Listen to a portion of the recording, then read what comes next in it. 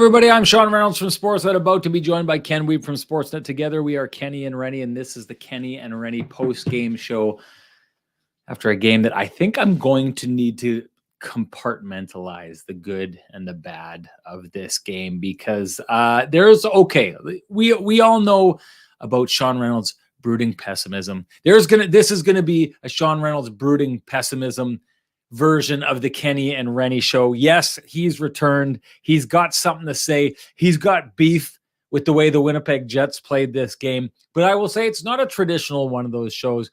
And there's a very big reason for that, in that I think that the Jets, one of the problems that I'm going to get into, I'm going to dig into a little bit here, is something that they used to leave unchecked, unresolved. And the one thing about this game is everything that I'm going to kind of rant about in the next little while, they addressed, they corrected to a degree at some point in the game, and they made very clear going forward, it is not an acceptable practice. But you know me, the whole idea I have of the tortoise and the hare, the Jets being the hare, toying with the tortoise. This was the first two periods of this game. It was another one of those games. There's such a thing as an off night, and then there's such a thing as taking the night off. And the Winnipeg Jets, I thought, didn't take the night off here tonight. They got those first two goals, came flying out of the gates, and then they took the rest of the first period off, allowed the Canucks back into the game, went into the second period, two quick goals, and then took the majority of the second period off again. Just like a team that basically has no sense of urgency, not a lot of respect, I think, for their opponent in basically toying with them and letting them back into the game, and then taking, racing out from there after that point. I thought right at the end of the first period, and Ken will be able to back you up on this, Sarah Orlesky could back you up on this if you wanted, but I said right before they scored their fifth goal, okay, the Jets are going to turn it on here. They look like they've turned it on. They're going to score that token goal that they get at the end of the second period, at the end of a period, go up like that. I've said this time and time again, this very nature of the Winnipeg Jets, this thing that they have inside them that allows them to approach a game in that manner, in the manner that they will toy with an opponent, not take a game seriously.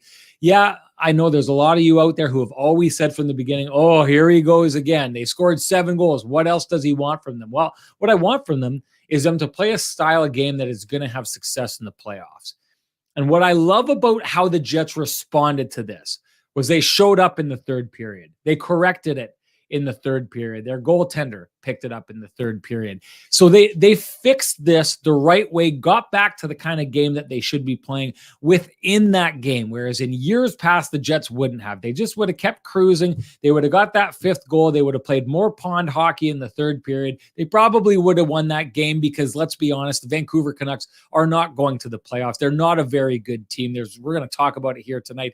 That goal that is scored, the Lowry goal, that's great and everything like that. For a team to be sitting back and allow a full-length breakaway pass like that, there are like 5 hands sleeping at the wheel for something like that to happen. That's bad hockey, straight out. The Jets, though, they came back and then started playing the right way. So within that game, they made the correction. They made the realization that, yeah, this isn't the way you win a hockey game. We're not willing to just go through this game and pond hockey it through the third period. We're going to correct it. But the most important thing is at the end, Rick Bowness is asked about that game. And this is the line. This is everything that I've said in years past. He said it after that game. You do not win in the playoffs with a game like that.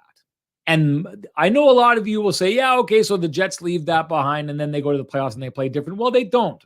Go think back to 2019 and the Winnipeg Jets in a game that they had to have their best. In Game 6 against the St. Louis Blues, did not show up in that game until the very, very end of that game and made a push. But that was a no-show from the Winnipeg Jets. So if you want examples of this game that they played translating to the playoffs, they exist. They are there. And Rick Bowness puts it out there after the game. This is not a game you win in the playoffs with.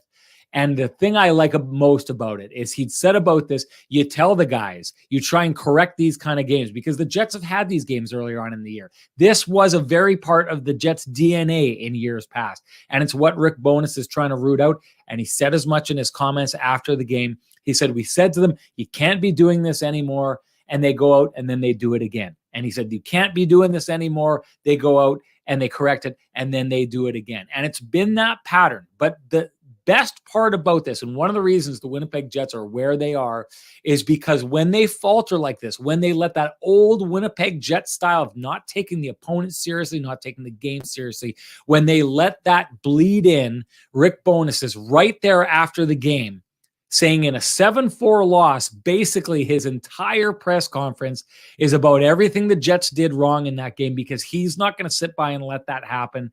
He said as much. This part of the Winnipeg Jets needs to be rooted out during the season before they get to the playoffs, so they're ready to play for the playoffs. So Sean Reynolds' brooding pessimism is alive and well in the first 2 periods of that game, because I don't think it's an acceptable brand of hockey to play. I think Ken talked in the last game, in this last show, I thought the timing of this was perfect. He talked about where we think the Winnipeg Jets exist or rank amongst the elite teams in the league. This is not a Boston Bruins thing. You don't get this, what you saw from the Jets in the first 2 periods, from a team like the Boston Bruins. So if you want to know where they rank, what they're dealing with in the first 2 periods of that game, yes, they win, but what they're dealing with in the first 2 periods of that game are what keeps them from being an elite team at the level of the Boston Bruins. But the good thing is you've got a coach that recognizes it, points it out, says it's unacceptable, even though they go out and win a 7-4 game, and says we need to correct this. And from what we've seen from Rick Bowness, is everything he set out to do, he's done for the most part this year. This, to me, is the final frontier, trying to eliminate this attitude, this style of game from the Jets that they showed in the first 2 periods and then were able to eliminate in the 3rd period. That's the final frontier. Well, if Rick Bowness can beat that out of the Winnipeg Jets, you have yourself a cup contender in the Winnipeg Jets if he can get there. And I'm going to go on the record and say, not that they're winning the cup, I'm not saying that, but I'm going on the record and saying Rick Bowness will get to this element of the Jets and root it out. And I'm going to go on the record right now and say this, what he's dealing with right now was the very biggest problem that the Winnipeg Jets have had for the last number of years. You call it culture, you call it whatever you want.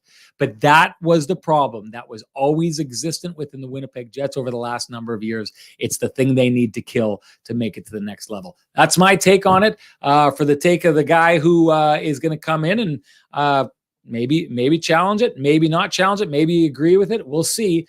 He's popping up comments in the background here that I need to get rid of for his video. Now that I've done it, it's time to bring in our main man with the best music in the business.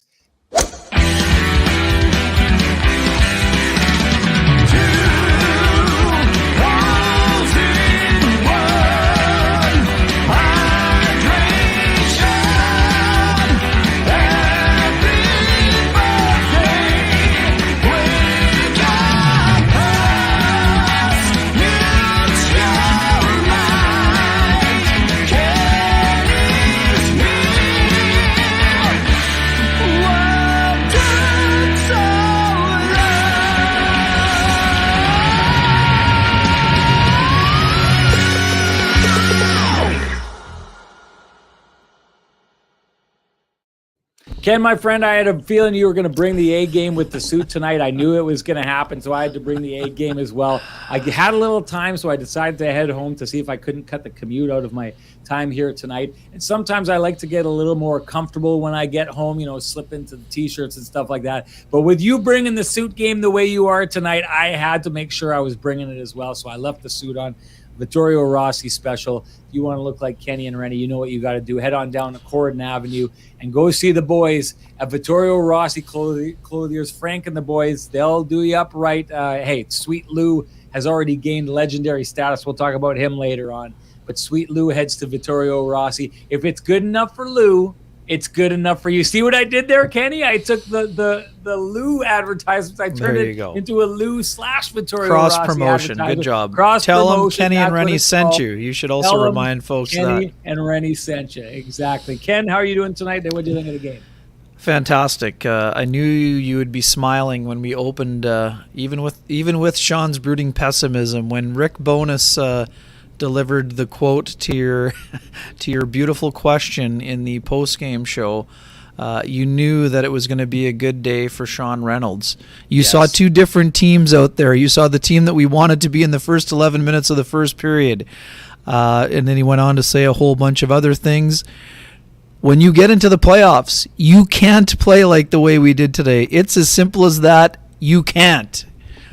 So again, and I think that you mentioned it perfectly. I mean, when people were going crazy saying, well, what do you need to call the Jets an elite team? Well, that's it. Eliminate that part of your game. I know it's almost impossible to do. The Carolina Hurricanes lost in a shootout to the Columbus Blue Jackets on Saturday, Sean. I understand teams sometimes don't play above their level of their opponent. It happens. But that's part of the reason why I think there's only one elite team in the NHL currently. Anyways, and kudos to you. You did wear out your right arm patting yourself on the back the other day, but I was sore this morning. Folks in the chat, I can co-sign. Sean looked at me about 12 seconds before Axel Janssen-Fjallby ripped a wrister over the shoulder of Spencer Martin and said, the Jets are probably in that situation right here where they're probably going to get a goal before the end of the period. And then he looked at me and was hoping that I had a tape recorder on. But fortunately, my memory is sharp enough to allow and voice the fact that Sean actually nailed that one as well, which he often does, as we know. In terms of the game overall, you touched on a lot of the things that I would have considered issues for the Jets in this game. So I'm going to focus on another element, and that element is the Jets' reconfigured top line. You and I have been talking about this for 2.5 years already. This is the line I have envisioned for 3 years. It has not shown up very often in terms of their production and all clicking at the same time. But holy smokes, 3 goals from Kyle Connor, 4 assists from Pierre-Luc Dubois, and a goal and an assist from Nikolai Ehlers. And I'm not just talking about the production, Sean. Kyle Connor could have had 5. He could have made someone $1 million winner today on the score and win. He was buzzing around all game long. The puck was following him. His line mates were, finding him in open spaces. Their reads were much better. Nikolai Ehlers was not zigging when the others were zagging, though he was zigging and zagging at relative points in time. I thought Ehlers was absolutely excellent in his second game back after the sports hernia surgery. Kyle Connor's getting to Tom Brady-like levels in terms of his precision when it comes to his shooting, Sean. I understand it's completely different sports, but you know what I'm saying. When the puck gets on his stick, he's going to get a dangerous shot away.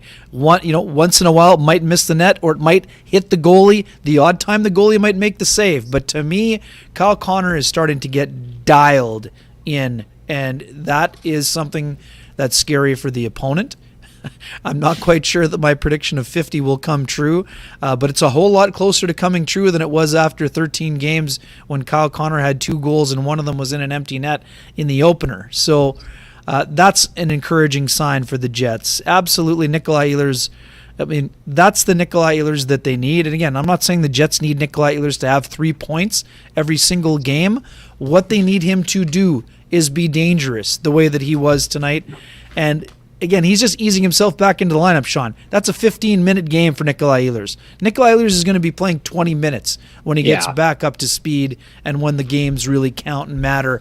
Obviously, Mark Scheifele's line, still room for improvement there. We understand it's going to take a little bit more time for those guys to get clicking and cohesive like they were before the injuries to Blake Wheeler and Cole Perfetti. But when the Jets have both of those lines going at the same time, that is a very dangerous 1-2 punch. But I really thought that their top line was absolutely excellent today. And we'll save the rest of the stuff on the back end for when we dive in a little bit further here. But to me, you said all the things, Sean. The Jets were sleepwalking at first 9 minutes, excellent. They could have run that team right out of the rink. But you and I have both seen games like this. it turned into a little bit of point night activity to me. They got a little bit loose in terms of their defensive zone coverage, kind of fell asleep at the wheel. You had a couple of times where battles were lost that are normally won by players who don't lose a lot of battles. Their defensive posture was not very good. And that required the defense pairing shakeup that we're going to get into a little bit down the road. David Riddick had a little bit of a suspect start.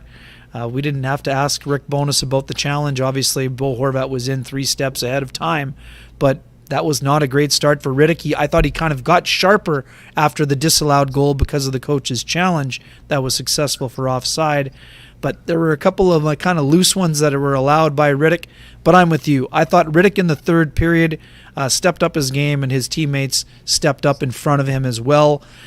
Overall, I thought you again, I've been patting you on the back this whole buffet trip here.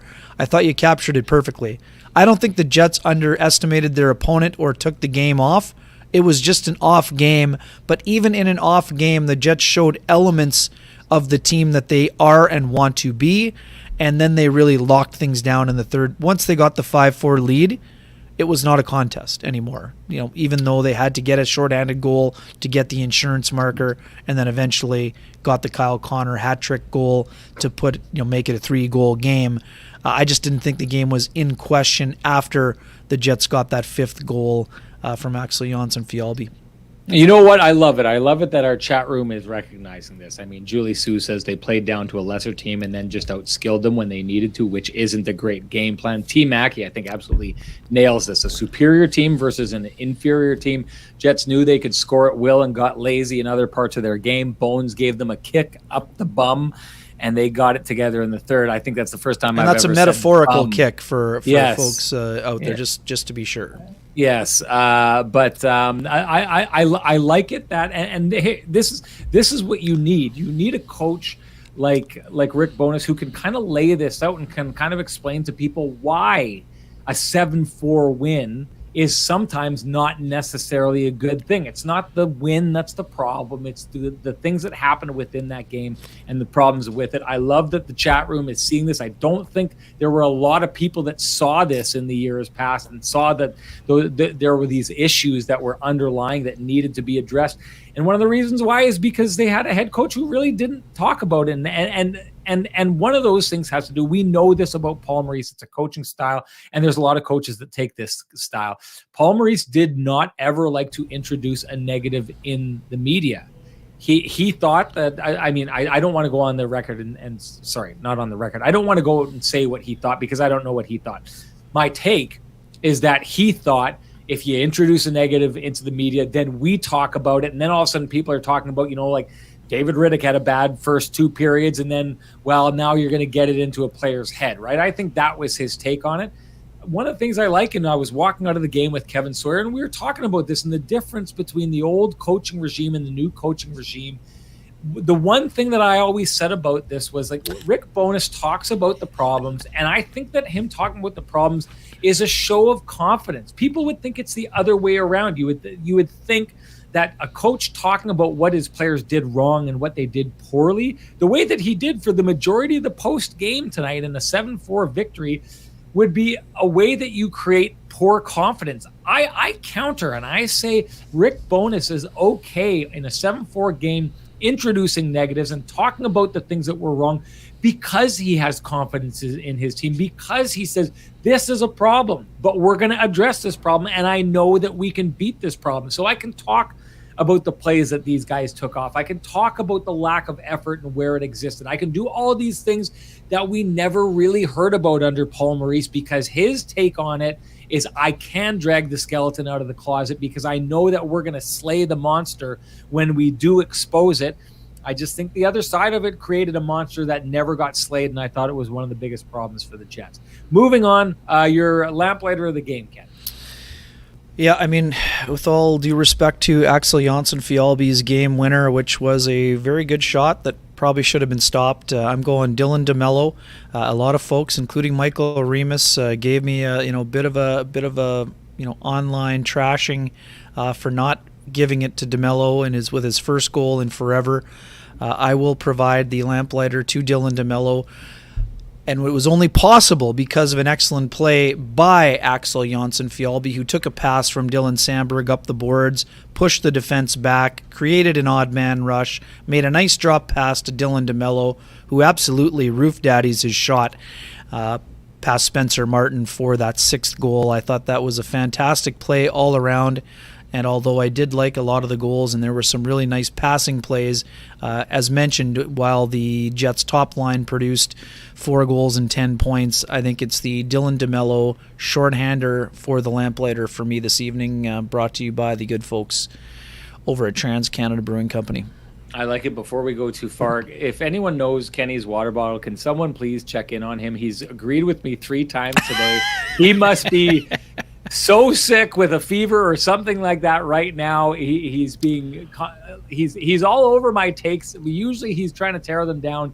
This time he's building them up. Something is wrong with Kenny's water bottle. Check on the people you love, and we love Kenny's water bottle. Hey, and Sean, by the way, take care of him. Kenny's water bottle was in the seats, so it was not. Your theory is incorrect. It's not my theory, eh? We're gonna have to keep looking.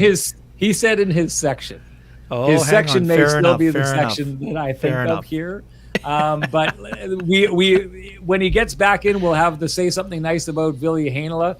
Moment of the show. This is the moment of the show where we need Kenny's water bottle to say something terrible about Renny to show that he's okay. We love you. We want you to be okay, Kenny's water bottle. So make sure you're okay. I'm with you on that one, and I think it was an important goal, an important time in the game. I just think that first goal, the movement on the puck between line, the zone entry by Nick Ehlers, the way he gets it all the way across the ice, tremendous, and then busts to the front of the net as Pierre-Luc Dubois feeds him back, and then he finds Kyle Connor. That is just the kind of stuff that just leaves. I'll be honest with you. I'm kind of surprised. That was like kind of a knockout blow to start the game. I'm surprised the Canucks got off the mat. And the answer to part of that is the Jets let them off the mat. But I thought that was the kind of, and I think the Jets did too, that was the kind of goal that another team is just like, we're not in the same league as these guys. Let's just get off the ice as quick as we can. Run the whistle. Let's go to no stop time. You know what I mean? Let's run the time and get out of this game as quick as we can. It was that nice. I thought it was phenomenal. We'll see what everyone else has to say. But if you're interested in a frosty, delicious 8-pack of Lamplighter Amber Ale, and if you're not, I don't know what's wrong with you. We should check in on you as well as we need to check in with Kenny's water bottle to see if you're okay. But all you got to do is tell us your goal of the game, your Lamplighter of the game, and you are automatically entered to win a frosty, delicious 8-pack of Lamplighter Amber Ale from our friends at Trans-Canada Brewing Company. If you can't wait for us to hand one out to you, though, head on down to Trans-Canada Brewing Company, and you can go check them out at their tap room at 11290 Kenniston. Stop in and grab a pizza. You saw JC earlier on was talking about enjoying a Lamplighter and some TCB pizza. I've said it once. I'm going to say it pretty much every time here. If you do win the Frosty Delicious 8-pack and you head down to Trans-Canada Brewing Company, make sure you grab a couple of their other beers to check it out because they're amazing, and make sure you try that pizza. It is absolutely phenomenal. And it's time now to announce the winner of the Lamplighter 8-pack from the last show.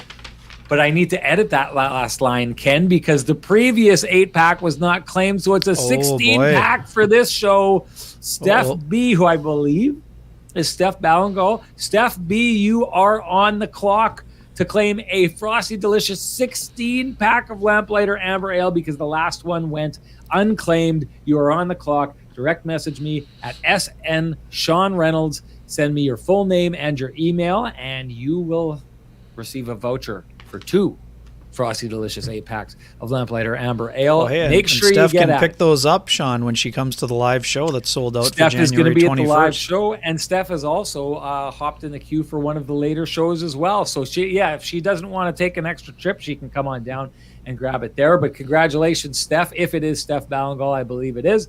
Congratulations to you. And let's move on, Ken, to the Johnson Group Got You Covered play of the game.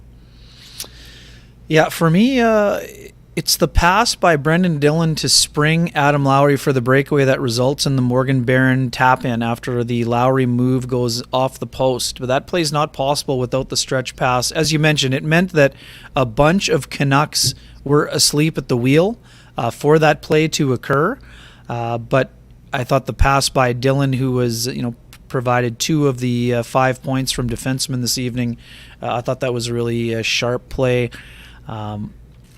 And the, honorable mention to Matt Prefontaine for the coach's challenge that took the early Canucks goal off the board when it looked like the Jets had given up a goal on the ensuing shift after Kyle Connor opened the scoring. I just sorry. This is Terry Stapleton, one of the minds behind CBC Manitoba News here in Manitoba. I used to work with him. Absolutely great guy, phenomenal journalist. I ran into him in the walkway the other day. Ken, I didn't know he watched the show, and he said he checks it out, and he was talking about it. Thank you, so Terry. I was hoping to see him in the chat room at some point, and I'd love to see him jumping in on the Lamplighter. That's excellent stuff. I was just going to say this about that play, Ken. That was I don't use this often. I don't like to be too harsh in my assessment. I don't know. We probably don't have a lot of Canucks fans checking this out. That was Bush League. To allow that breakaway to be sitting back in their zone the way they were, to me, that was like pee-wee level hockey at that stage. I don't know that I've ever seen that happen in an NHL game before, where a team is sitting back and allows a full-length pass for a breakaway in that situation. That was asleep at the wheel as you get. I mean, if you're looking for signs of a team that just isn't able to get a lot of things together, Rick Bowness talked about it. That Canucks team is a dangerous team offensively. Elias Pettersson, you saw from him tonight, there was a couple as good as the Jets' first line played in that game, there were shifts that Elias Pettersson's line went out there and was running their show. They are a really good line, a good offensive line when they want to be. But the breakdowns that we saw from that Canucks team, and that one especially, that is a play, I contend this 100 times over. That is a play that should not happen at the NHL level. For it to happen, it is very much a symptom of what is wrong with that Vancouver Canucks team. They are not making the playoffs. There are parts of that team that are entirely broken that they can't recover from. And that, to me, is a sign of that. That is not a play that should ever happen. A breakaway with all 5 of your players back, supposedly playing in a defensive system that allows you to pass the puck from behind your own net right to the blue line and have a guy going on a breakaway. That should not happen. That is a sign of a team that has a sickness that it is not able to cure. Even worse, that the trailer is not picked up by. It's bad enough that the breakaway happens. Exactly. How do you not pick up the second guy? Like, Morgan Barron basically was standing there and allowing. You just went unchecked. Like, it's bad enough that nobody tries to chase down Adam Lowry, but man, you have to pick up the trailer. That is like one of the golden rules. And Kenny's water bottle, you're gonna have to send me another DM, because if you've hidden it, I don't have the DM that you are. Maybe it's in there, but please resend, and we'll definitely do our best to get you the shovel made. We'll get. And I will keep your identity under wraps for our good friend and my co-host, Sean Reynolds. No doubt. To go back to that, you're right. There was derelict of duty everywhere on the ice there. To your point, to allow Lowry that breakaway, that's bad enough as it is. But then to entirely ignore the only threat left on the ice after he goes out. I mean, there's 3 Canucks players that swung and missed. And this is like one of those that's in the dirt and you swung the bat around your chin. That's how bad they missed on that one. If you're a Canucks fan and you're watching that play, that is a hand to the face palm moment of epic proportions. That kind of play shouldn't be happening at the NHL level. It's problematic for them that it is. Okay, I wanted to move on here. Let's get into the second line. You've talked a little bit about them. And I want to get into some stuff. I want to talk about that first line a little bit. I'm going to wait for it a little bit later in the show, because we did talk about Sean Reynolds' brooding pessimism and like some of the, I got it out at the beginning, the negative parts of that. That said, there was so much positives to focus on in this game, and we want to get to that. Let's get to the second line, though, and where you think they're at. And you and I had a little bit of a conversation. You came over to the broadcaster side and talked with me a little bit about that line and where you'd see a guy like Perfetti with him coming off injury, where he is with his game. Same thing with Blake Wheeler. Mark Scheifele is playing with 2 new guys who are trying to kind of figure it out. You kind of use the line almost like coming out of training camp. But where do you see that line being right now, and how far away could they be from what they could be? Yeah, I mean, quick drop here. Sorry, technical difficulties as usual. The iPods Pro fell out of the pocketbook here. Sorry about that. Yeah, where do I think that they are? Well, I think that they're, whether it's one game away or two or several, whatever. I mean, I think that this is a group that we've seen how they played together when they were going well before the injuries. So I expect them to play well together again. I thought there were some signs of plays and some cohesion, but for the most part, it just seems a little bit disjointed in terms of their the reads and going to spaces, and things aren't coming as instinctively, Sean, as they were before. For that line is how I would describe it. In the game today, Blake Wheeler 0 shots on goal. Cole Perfetti had 1. He had 3 attempts. Wheeler had no attempts. Mark Scheifele had 1 shot on goal, 2 attempts. So, I mean, this is a line that can be extremely dangerous. We've seen it. Mark is having an exceptional goal-scoring year with 23, I think, already. Maybe, 23. So he's been exceptional. I like all the pieces that line brings together as a trio. Right now, I would say that it's going to take some time for Wheeler and Perfetti to get their speed game up. I feel like Mark, he hasn't been playing with as naturally offensive players in the stretch where those guys were out of the lineup. I thought there were times where he was really starting to mesh well with Adam Lowry. Their skill sets were complementing each other pretty well. But for the most part right now, I didn't see a lot of shifts, Sean, where they had that sustained offensive zone pressure. I thought a couple opportunities where Perfetti was dangerous. And for guys like Wheeler and Perfetti, I feel like they need some power play touches. And when you get the power play touches, now you're feeling a little bit more confident in your 5-on-5 play. Now you're seeing the plays develop before they happen, and now you're getting some speed through the neutral zone. You're attacking off the rush, but you're also getting some of those, cycling shifts in the zone time that have led to some dangerous chances for those guys when they've been really rolling. Today I don't think the Jets didn't have a power play. The Canucks didn't take a single minor penalty, so was that a factor? Maybe. I have zero concerns about those players. It's going to take time. We knew that. The fact that it took Nikolai Ehlers only 2 games to almost get back to, I wouldn't say it was peak Ehlers, but pretty close to optimal performance and reading off his teammates, I wouldn't be concerned at all. Rick Bowness and his staff, I'm sure, are not concerned, nor should they be. These guys have a track record of success. Yes, Perfetti is still a young player.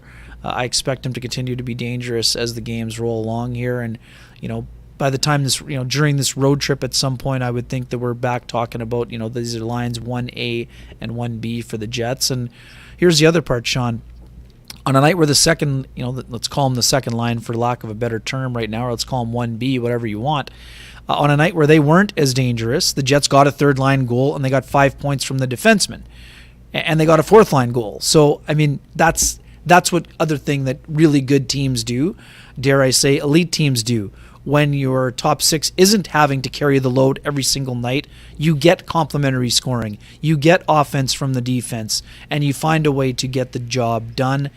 So to me, zero concerns with that line, but obviously there's room for improvement. And I mean, they would be the first to tell you that also.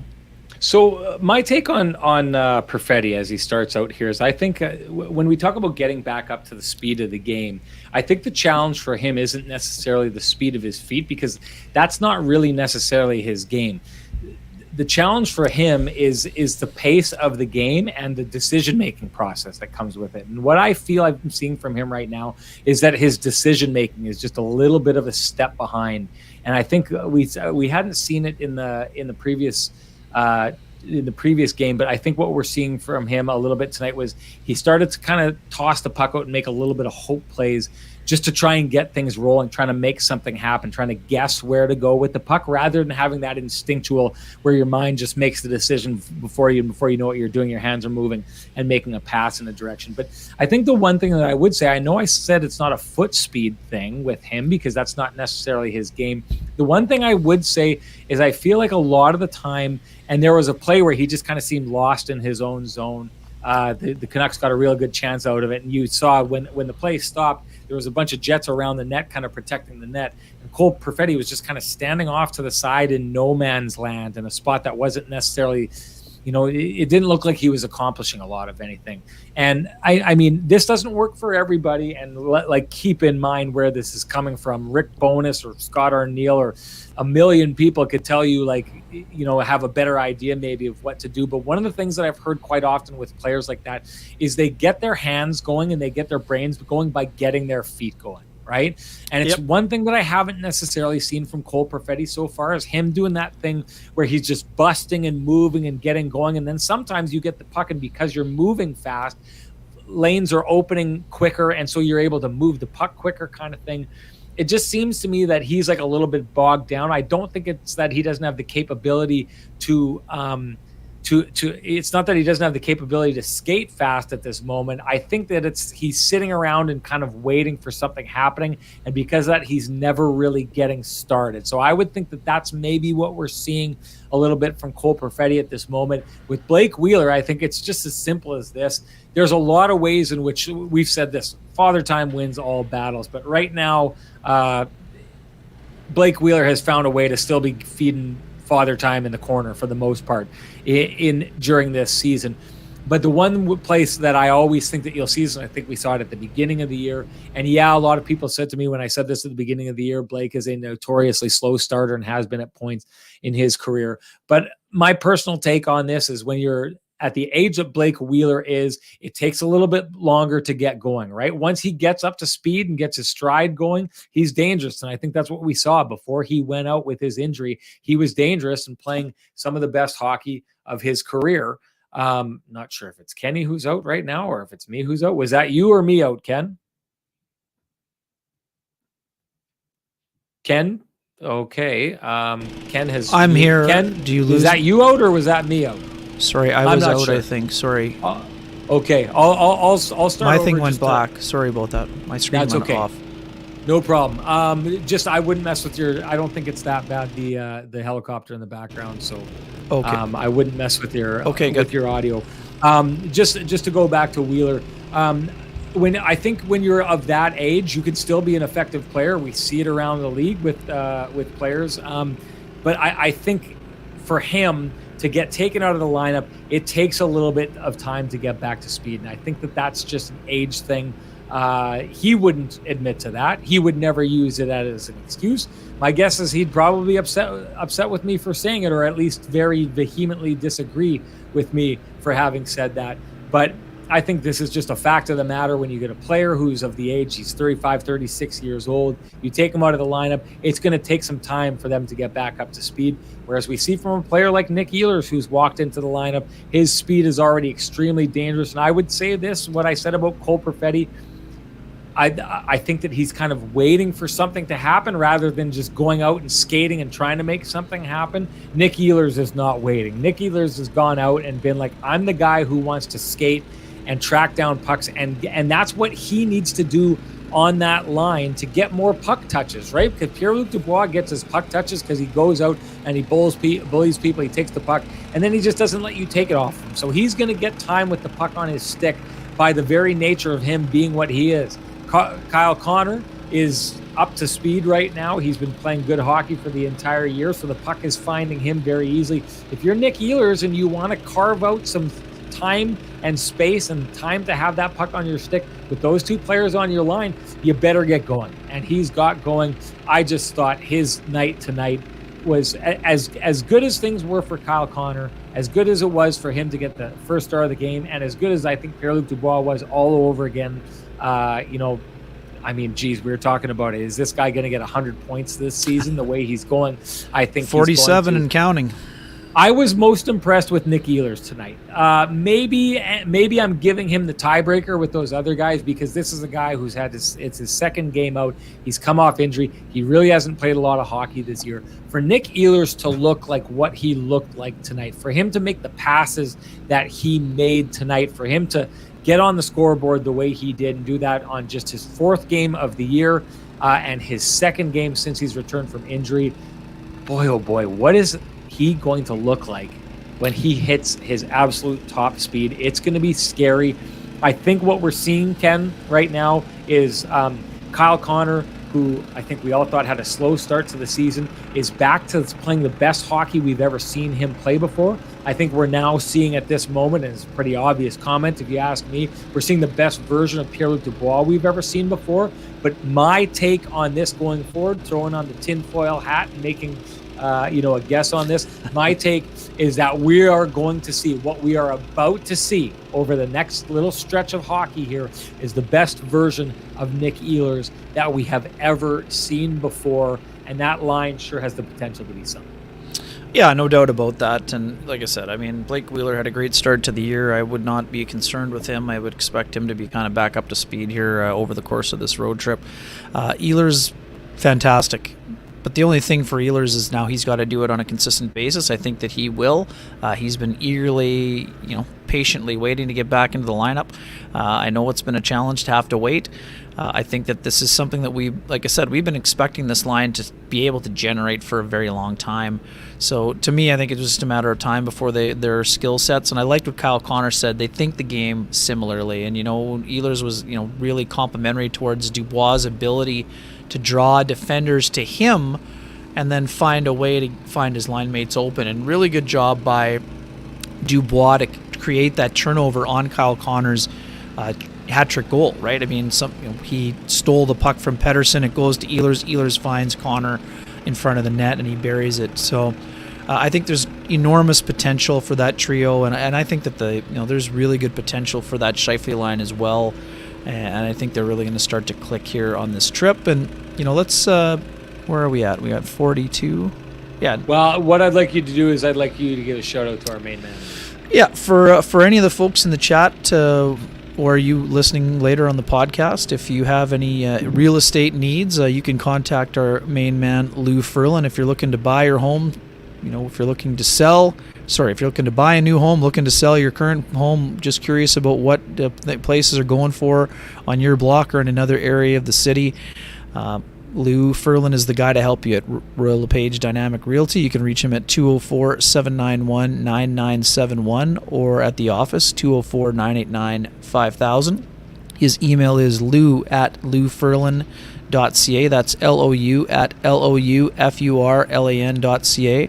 And his website is www.louferlin.ca. Lou is a great supporter in the community. He's a great realtor, and we appreciate his support on the Kenny and Renny show. Yeah, sharp-looking guy. And I got to say this, Ken, when we went and met with him before, he was, I'd never met him before. He's got that kind of calming voice that just everything is like, I can imagine the process of going and selling a house through him or looking for a house through him, because he's just got that kind of calm thing that like everything's okay. It's like it feels like you're taking a warm bath when you talk to him, because everything's kind of cool and everything's okay. It's an experience meeting Lou, and I'm sure it's a phenomenal experience working with him in as a realtor. So if anyone has realtor needs out there, make sure you give our main guy a call. And I think, Kenny, I'm ready to hand out the home field dig deeper comment of the show, which will get you one of these, the old trunk shovel from our friends at Home Field, which has that nice etching in there. My daughters, I showed them this today, and they were like, "Oh my God, hey, it says K&R on there." I was like, "It does. It's classy. It's classy." The Home Field folks. I think I'm going to hand this to Jeff Johnson. I like this comment. Jeff Johnson says, "No surprise the Jets beat the Canucks. What was surprising was that it wasn't the Jets' best effort, and that Josh Morrissey didn't have a point, and the Jets scored 7 times. The Scheif line was quiet tonight." There's a lot going on there, but I thought the exact same thing, Ken. I am so used to Josh Morrissey scoring that. To watch them go out and put up 7 points and see Josh Morrissey not be a part of that absolutely blew me away. It was a night where it looked like everything was going to go in, and I mean, just for Josh Morrissey, we are full on at the stage where it's an expected outcome that Josh Morrissey is going to get a point or a few points in a game. I like this comment by Jeff Johnson, and that's why he wins the Home Field Dig Deeper comment of the game. Congratulations, Jeff Johnson. All you have to do is direct message me at SN Sean Reynolds. I need your full name and I need an email to send it to, or I sent it out in the chat because I know there's some people who are saying they won shovels and they haven't got them yet. We're trying to make sure we get those to everybody out there. So if you don't have Twitter, T-Kona Paul, you're a guy here. If you've got email, I put it in the chat room. My work email is there. Send me an email there and I'll be able to send that out to you. And you'll get one of these bad boys. They're beauties. You want one. So make sure you send me those messages. And you know what, Ken, while I'm here, I'm just going to read out the list. I got my email in there too, buddy. I got my email in there too if people need it. There you go. I'm just going to read out the list of people who have won and haven't claimed yet. Kenny's water bottle says he's reached out to you. He should reach out again. Blue Thunder, I see you're here. Make sure you send me a message. Paul Robert, Ryan Friesen, if anyone knows how to get a hold of them, let them know. Ice Mel, great. I haven't seen them for a while. Maybe they're still there. Kenny's water bottle actually won 2. T-Kona Polly, I just mentioned you. Lynn Reimer, I know that she doesn't live here. Maybe she'll hand that over to her brother. B.A. Split just sent me a message. I got it. I will get it to you. John Rayo, you were in there saying you didn't have an email, or sorry, you didn't have Twitter, so send me an email. Robert Starr, Scardy, and Baba Jet, and our newest winner, Jeff Johnson. All you need to get a hold of us, and we will get you your voucher so you can go pick up your very own Home Field Dig Deeper shovel. Thank you for your interest. Ken, let's talk about Riddick. Stay on the D quickly. Sorry, I wanted to stay on the D quickly. You said without Josh Morrissey getting a point, the Jets still got 5 points from the defense. I know. That makes it weird. So two from Brendan Dillon, 1 from Pionk, a goal from DeMello, and an assist by Dylan Sandberg on the shorthanded marker. I love the fact that Rick Bowness gave total credit to Scott Arniel for switching up the D pairings, which struggled in the first period and change. I thought that, you know that I am a fan of the Dillon/Schmidt pairing. I thought that they were steady out there when they got put back together. I got more time for that unit together. Obviously DeMello contributed on the shorthanded marker. I prefer him with Morrissey. Pionk got an assist, but it was another one of the odd games where there was some things happening in the defensive zone when Pionk was out there. Lots of effort again, but I didn't find his game to be, involved though. 3 hits, 3 shots, 4 attempts. I'm not sure that, again, and I advocated it going into the year, Pionk and Morrissey to play together. I haven't seen that chemistry with those two on a pairing. I think I'd like to see more of Pionk with Dylan Sandberg.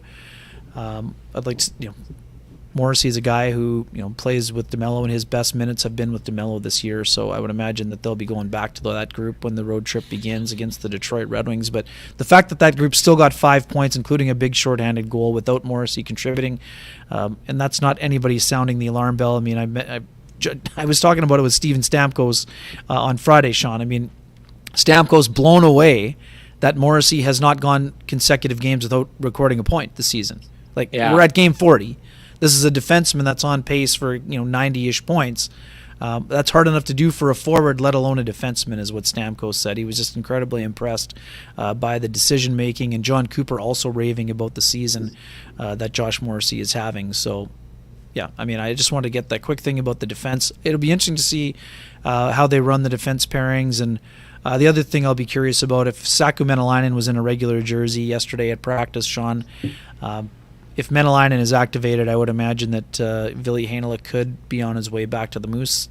I said the other day I thought that maybe it was matchup related, but if they're not playing Heinola against the Canucks, I know the Canucks have a dangerous power play, but if you're not playing him in 2 straight, are they going to roll him out against the Detroit Red Wings on this trip? I'm not sure.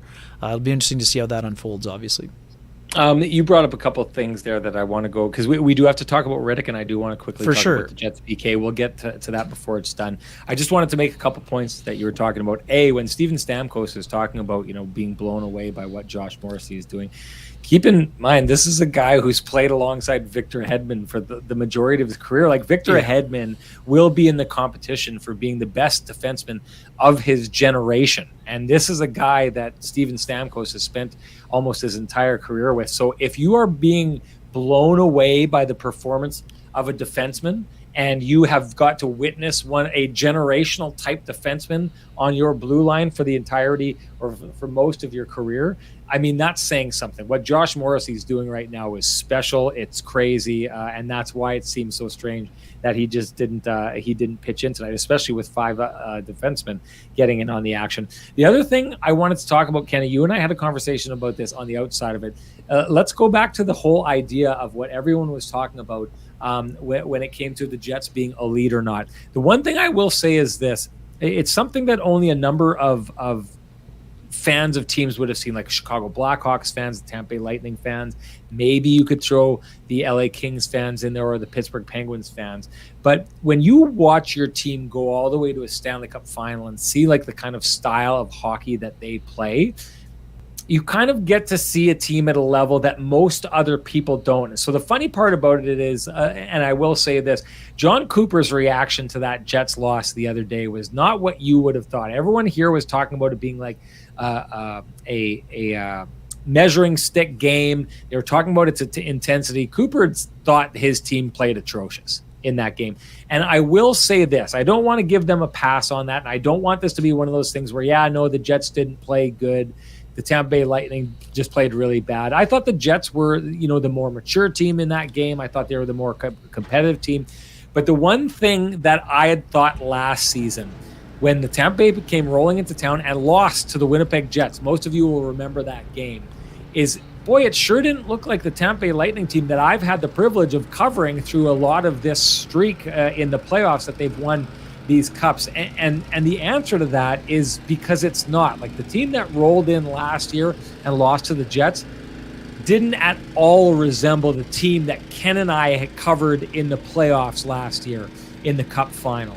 And I would say that again, the one thing about what we saw in that game yesterday against the Jets is that was a very mistake-prone team, the Tampa Bay Lightning were in that game. And that team does not exist in the playoffs. Like what you saw from them is not the version of the Tampa Bay Lightning you need to beat to win a Stanley Cup. I'm not trying to diminish what the Winnipeg Jets did, but a lot of times then I saw a lot of people celebrating and saying, that's it. This makes them elite. They beat this team. That's the level that they're at. That's not the Tampa Bay Lightning of the playoffs. That's not the Tampa Bay Lightning team or the Tampa Bay Lightning game that gave them so much success in the playoffs. We never saw them play and make those kind of mistakes in any of the games that I watched them in the playoffs over the last number of years. And the one thing I was going to say, back to the conversation you talked about, Ken, of where the Jets rank amongst the elite teams, and I know you've got Boston out there and ahead of everyone else, and I know I don't want to diminish what the Jets have done.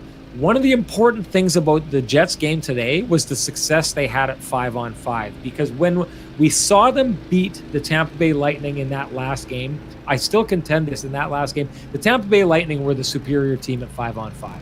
They looked a lot more dangerous. They looked a lot more put together. They looked like they were taking it to the Jets, I thought, for most of that game. The Jets win that game on special teams, but the special teams are out there because Tampa was making mistakes they won't be making in the playoffs, which means those opportunities won't exist in the playoffs the way that they did in that game. So the Jets have to, and this to me is the final frontier of the game that they have to bring around, other than rooting out what we saw from the first two periods here tonight, is the Jets have to get to be a better 5-on-5 team if they're going to succeed and go to where they want to get to in the playoffs this year and where you Jets fans want them to get to.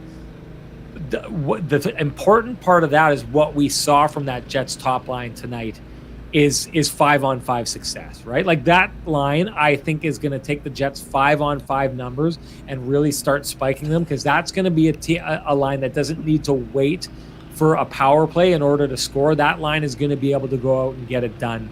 So that was just some thoughts that I wanted to get out here before we did get to David Riddick. David Riddick, Ken, I'm going to let you take a little swipe at him. Not the game that you would write home about, but what role did you think he played in this game? Yeah, I mean, it's interesting, Sean. I mean, first and foremost, David Riddick hasn't started since December 23rd. Not great at math, but today is the 8th of January. So 15 days between starts. Like I said, I thought he was he was a little bit asleep at the wheel on the first goal that was disallowed by the coach's challenge. One of those goals is a perfect tip. The second goal was a perfect high slot redirection. JT Miller made a great play. Another one of the goals from JT Miller. Could the goalie have had it? Sure. But Pierre-Luc Dubois, a guy who almost never loses a puck battle, lost a puck battle beside the net with Elias Pettersson, right? I mean, I think 2 or 3 players lost a puck battle, and then Miller got 2 whacks at it. So I don't have an issue with that goal really either. So, could he have stopped 2 of the 4? I guess. I mean, I'm not saying it was a great game by any stretch, but I mean, Horvat's got 29 goals. He went bar down. I mean, people saying that, Hellebuck would have had it. Well, he might have, but like, this isn't a floater. It was a goal from one of the elite goal scorers in the NHL this year. So I don't think he played great, but at the same time, he had 34 stops in a game where the Jets were not sharp defensively. Yeah. He has a .275 goals against and a .905 save percentage, Sean. We know that David Riddick was, in danger of staying in the league this year. But to me, he's had 10 starts out of the Jets' 40 games. I told you going into the season and everyone else, I think Riddick needs to be in the 20 to 22 start range, provided they have breathing room at the end of the year. Last year, David Riddick had 17 total starts. He had a .357 goals against average and an .886 save percentage. That wasn't good enough, but he barely played last year. I think he only had 12 starts. So I think David Riddick has been fine. In his 10 starts, he has 6 wins. I mean, people were all going crazy. Oh, how is Riddick going to get 10 wins like Eric Comrie got? Well, he's already over halfway to that number. And I'm not saying that Riddick is playing as well as Comrie did last year. He isn't. But the job of the backup is to provide his team with the chance to win the hockey game. And Sean, most nights, 34 saves is good enough to win the hockey game. So today it was also good enough to win the hockey game. Do I think it was his A-level game? No. I also don't think it was a D or F-level game.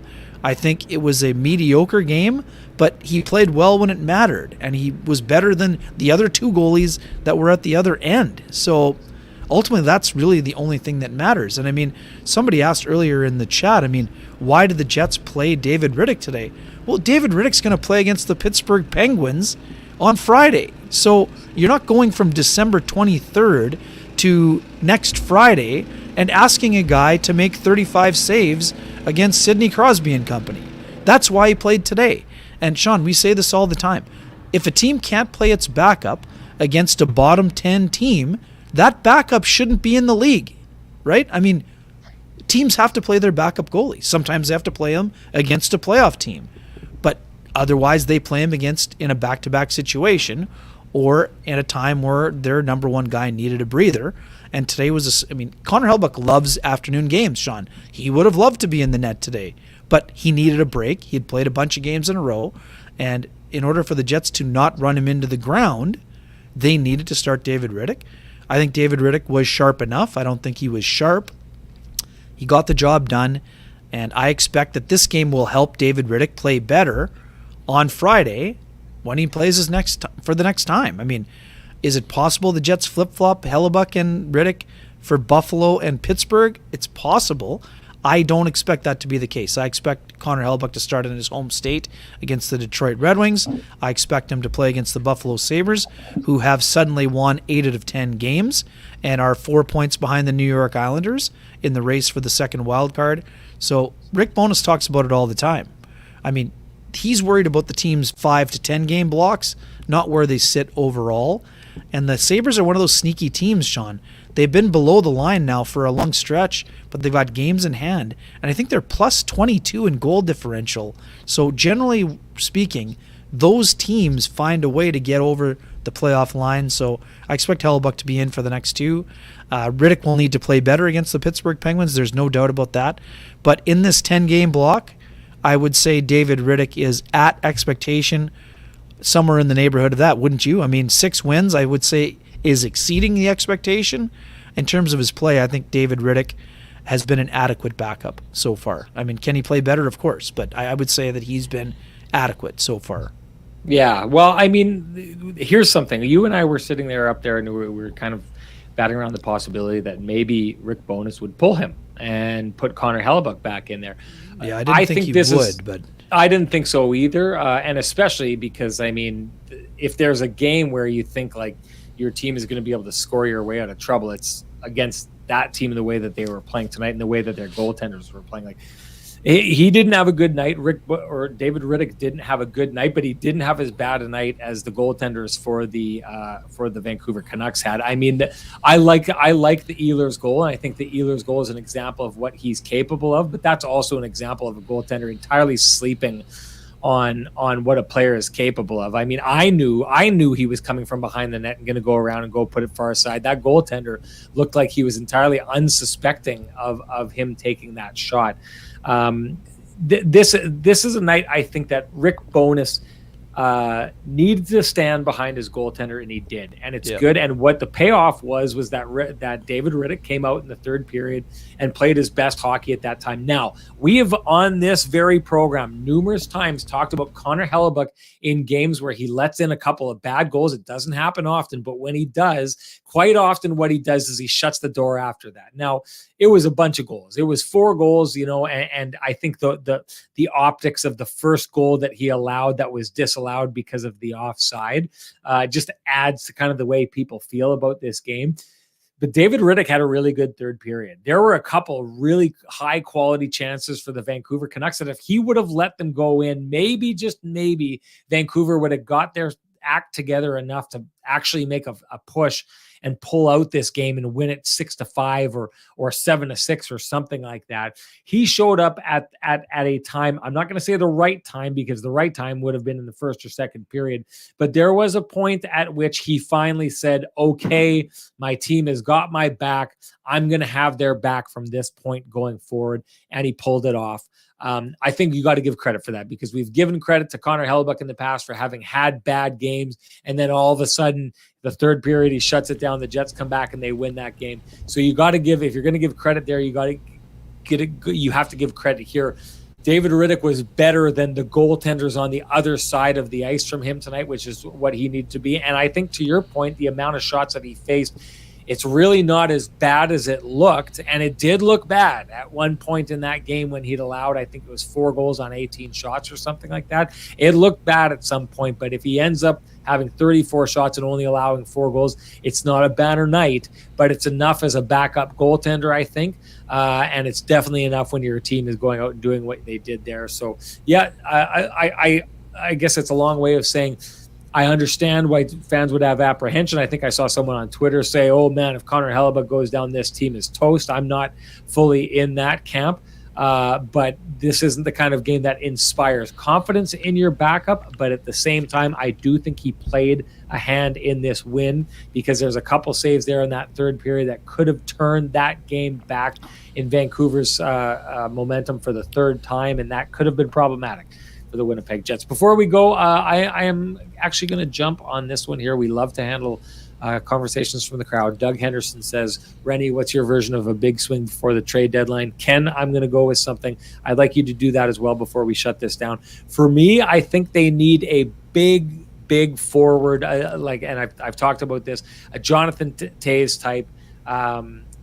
You saw him at work tonight with the Vancouver Canucks, a Bo Horvat type. I think they need to do something like that. I think they need to get a solid defenseman, and I think they need to get an established veteran defenseman who adds to their depth down the way. I know a lot of people are all about Ville Heinola, bringing him up, and even Dylan Sandberg. I think that you have to be prepared for the idea that if you go into the playoffs, A, you have to be prepared for injuries on the back end, but B, you have to be prepared that that spotlight may get a little bright for young players, and that you have someone who's capable to stand in at that time. For me, that's never mind the big swing, that's the perfect trade deadline acquisition, is if you can get 3 lines that have, that situation where you've got Pierre-Luc Dubois coming out down the middle and Mark Scheifele coming down the middle, and then someone else along the lines of a Jonathan Toews coming down the middle, that starts to become an unsolvable puzzle for the other teams that you're playing against. I think if you add another quality defenseman, that just adds to your depth and puts everything down a little bit. And I think if you add that veteran defenseman who's cheap, but the kind of guy that you can count on, that's exactly what you're looking for. If you're Kevin Cheveldayoff, to me, I see this year as an opportunity to say the way my team is playing right now, if I can go out and make the right plays, I can create a team that is near unstoppable just by creating a great lineup. Never mind what I already have and never mind what my coach is capable of doing in this. To me, I think that's the way Kevin Cheveldayoff needs to approach this deadline, is that he, amongst these players, has an opportunity to put his mark and create something that the rest of the league just may not be able to handle. I think if they go in with the lineup they have right now, you can't say that.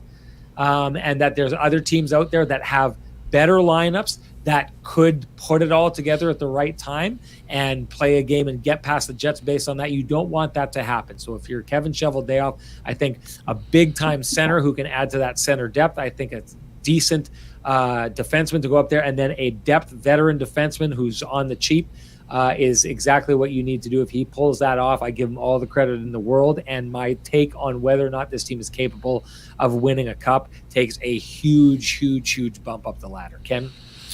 Yeah, I mean, I've advocated for Bo Horvat being one of the targets. I mean, the price tag's going to be obviously high. Luke Shen is a great one. Transcona-Pauly. I would say he would be a perfect addition on the right side for sure. He's a guy you could play with a bunch of different players, whether you play him with Josh Morrissey, whether you play him with Brendan Dillon on a traditional shutdown pairing, wherever you want to put him, he would help matters. I would use the Colorado Avalanche as a great example. And, it's also possible that you go for a couple of smaller moves and you could still have impactful players that aren't necessarily top six players. They could be middle six players.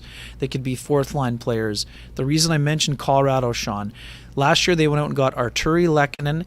They got Josh Manson. They got Andrew Cogliano, and they added Nico Sturm. So they added 4 pieces to the puzzle. They were not one big swing person, but they fit because the high-end elite talent that the Avalanche had up front.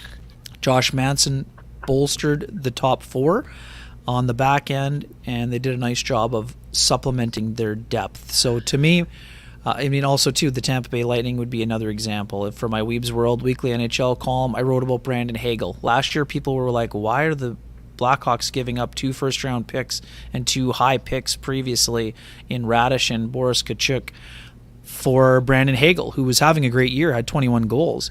But they had 3 years of team control at $1.5 million, and now Brandon Hagel is one of the leading scorers on the Tampa Bay Lightning. So they got Brandon Hagel, they got Nick Paul, and they added some defense depth. So Monahan is interesting, Chef Richard. I mean, I don't think he's a fit because he's not necessarily an up-tempo player, and he's not necessarily known for being a great defensive player.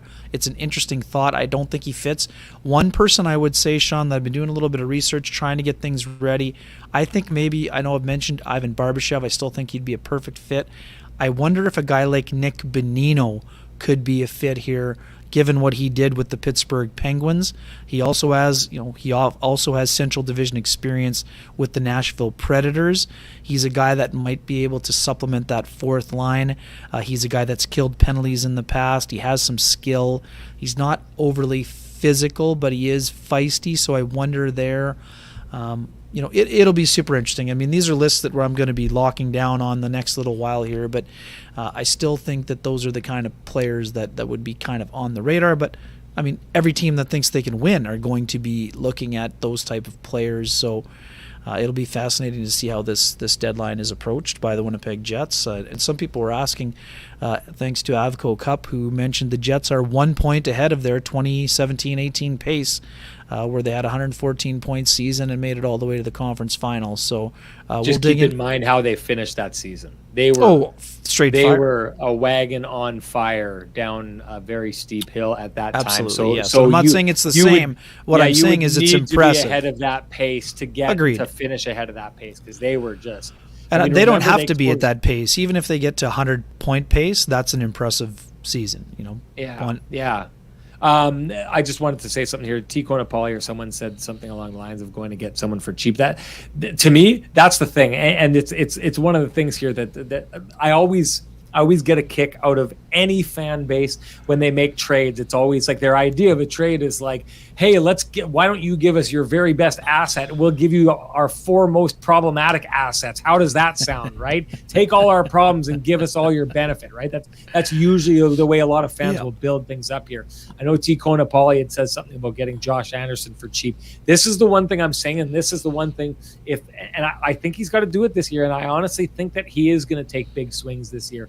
If you're a Jets fan, you need to get the idea out of going and stealing a great player away from someone for nothing out of your head, and you need to kind of square yourself with the idea that if the Jets are going to go out and take a big swing and try and build and put together a roster, to Ken's point, that like they were already impressive, but then after the trade deadline, you took a look at the Colorado Avalanche, who may have been able to win the cup without the players they added, but they added that. You take a look at a team and you think like, where's the hole? Where is the hole in that roster? If you want to build that kind of roster, you have to pay the price to do it. And that's how it goes. So I guess I'm just saying this, square this away, get it through your head that if the Jets are going to do that this year, they're going to pay a price. And it's going to pay a price that a lot of people are going to be like, no, we didn't want you to get rid of that guy. That's what it's going to take to go down that road. And I'm already in that mindset. Like, and it's another reason why I'm here. Whereas I saw someone earlier on say, if those guys don't lock down like the Scheifele's and the Hellebucks and the Pierre-Luc Dubois, if they don't lock down this year, move them in the offseason. If the Jets go on a run and do something really good this year, regardless of winning the cup, say goodbye to the idea that they're giving up on next season. I'm very confident about that for next year. The Jets are all in, and all in means that the idea of sacrificing the future to make what you need to happen in the present happen right now. So listen, he's done this in the past. Kevin Cheveldayoff has done this in the past where he tries to bargain bin his way to putting together a really good roster. It almost worked in 2018 by adding Stastny into the mix there. And the reason why it worked is because the Jets were already a wagon without Stastny, but they found one more little thing that fit. But the idea that you're going to go out and get significant players, like, to me, this isn't time to cheap out. This isn't time for the Jets to go bargain bin hunting and try and slide a guy in here and there and see if it works. This is a year where if there's a guy out there on the market and this is the price and you know that this guy is going to help you, then you pay the price, you swallow it, and you move on, and you take your medicine and you take your best shot. That's how it goes. So, hey, all of this, let's give them 4 pieces of trash that we don't want anymore and have them hand us that brick of gold. Get that out of your head. Start preparing yourself for the idea of sending significant assets out the door to get a significant asset back in the door and maybe put the Winnipeg Jets over the top. Ken, you have anything to say before we go? Yeah, quickly, people going crazy about Nick Bonino. Nick Bonino is 34 years old. He is on a cap hit of $2.05 million. He has 10 points this year. I'm not saying he would be the top 6 edition. He would be the Andrew Cogliano type of guy. And the Sharks would have to eat half the salary in order for that to make any sense whatsoever. So I still prefer a package of Ryan O'Reilly and Ivan Barbashev, probably. Unless they can get Bo Horvat or somehow put a package together for Timo Meier, provided they would be open to have the $10.5 million qualifying offer, which would mean they think they could sign him longer term. Some people have mentioned Josh Anderson. Josh Anderson is the type of piece that would be very interesting. Power forward. He's sort of been up and down, a little bit inconsistent, but that's the kind of player that can help a team win in the playoffs. But like those guys they're not, the Jets would not be getting him for cheap. I mean, and it would be more likely that he would be involved in a summer deal anyway. But fascinating to see what the approach is going to be like. Our friend Frank Saravalli had an article up this week at Daily Faceoff talking about the interesting level of third-party intervention where teams that are tight to the cap will have to use a third party and toss them as sweetener in order to take a guy who's making $10 million may need to get a 50% here and then a second team going 50% to knock that 10.5 down to 5.5. Exactly. 5.5 and then to 2.75. The Jets are not one of those teams. They project to have roughly $5 million or just under $6 million, depending on what happens on the injury front when it comes to trade deadline day on March 3rd. But right now, we'll see how things shake down, on those fronts and see what the health is like. And, it's going to be a fascinating time over the next couple of months. And here's the scary thing. I mean, not scary to me or you, but I mean, March 3rd is fewer than 2 months away now. So things are going to be ramping up, not necessarily this week coming up, but in the next month. I think it'll be fascinating to see, because every year one of the GMs tries to get out ahead of the pack and make a preemptive strike and not try to wait until the last day. So I wonder when the Jets will be looking to strike and when teams like Vancouver will be looking to find their optimal package. Do they want to wait to the last second on Bo Horvat, or does the bidding start early? Do they want to get ahead of the game rather than, again, they're not going to be left holding the bag.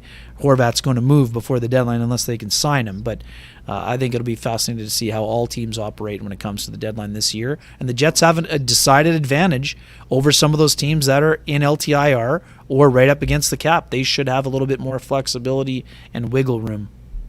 No doubt. I just wanted to say something here. A T-shoe is the local media needs to sniff things out given Chevy's hush history.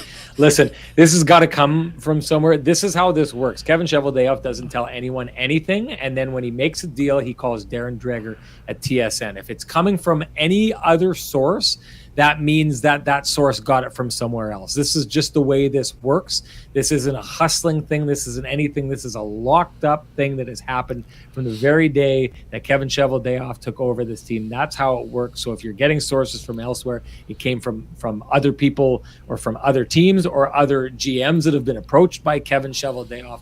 But there's a very direct correlation between where the news breaks from Kevin Cheveldayoff and where it ends up. That's the way it's always been. This isn't lazy reporters. This is a whatever. This is a relationship that has not been touched since 2011. So don't give the like. I take exception to the ideas that reporters in this town aren't hustling. There's different markets that handle things differently. For the most part, you should know this. Most stories go to the big guys because that's just the way it goes. There are certain markets like in Florida where they will actually take their stuff to local guys and break it. But, like the days of like the local sports guy at CTV News breaking a trade are over, because that's not the way things happen. And there's been a very definitive relationship that's existed here in Winnipeg for years, and that's just the way it goes. Okay, time to shut it down here. Wanted to thank everybody, the chat room. I should add in the whole, if you like what you see, make sure you click a like and make sure you subscribe to our channel. We're just close to breaking 3,000, so it would be nice if you could help us get over that. So if you haven't done that yet, please do so.